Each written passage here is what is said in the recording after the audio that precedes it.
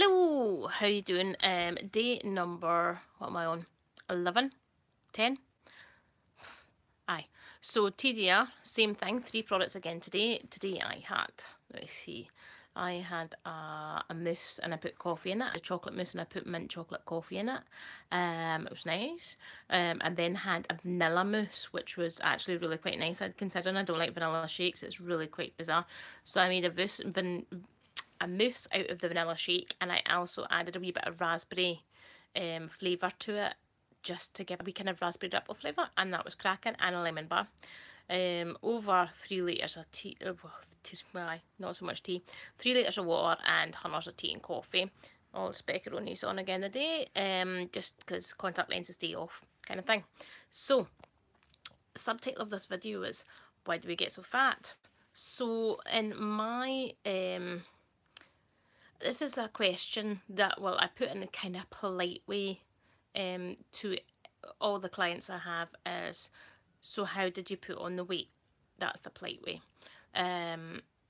Generally, people don't like being called fat, and I don't like using the word because I don't like it. So, well, with myself, it was basically binge eating and comfort eating and eating to deal with everything, stress, happiness, anything. I mean, food was a very big sense of enjoyment for myself. So if you don't have anything that's kind of going right, if you feel like the world's against you, it's just very much a childlike state that you spit the dummy and you just start eating. Because eating makes you happy, because it puts out endorphins in your head, and as soon as you have that food you want more to try and replace the hormones that are in your head, and it's carried on. It's just a binge, there's a binge cycle.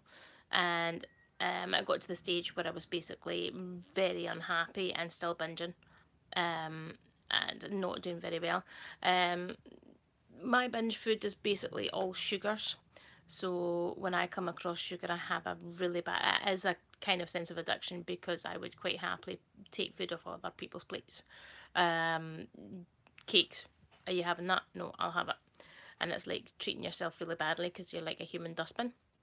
So I don't know if anybody wants to comment below on how they think they put on weight or what they think their problems are. But the biggest thing about the Cambridge plan is basically you go through every single state. So you go through denial, you go through grief because you don't have the food to kind of console you anymore. You go through all the kind of processes of like grieving a loved one when it comes to food. If you kind of have like that relationship with food that is very disruptive, and it can be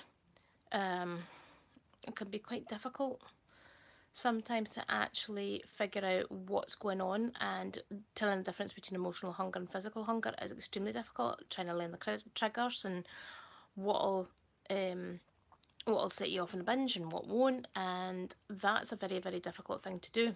So this is why Cambridge is quite important, because it takes you out of the world of food so you can concentrate on these things.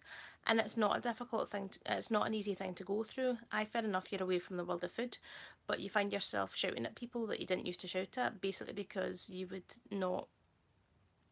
get annoyed at them and you would just go and eat instead, using food to actually kind of cope on all kind of different things. But if you have any thoughts on that at all, just leave wee comments or leave wee questions. But so far, 100% day done. Catch you later. Bye.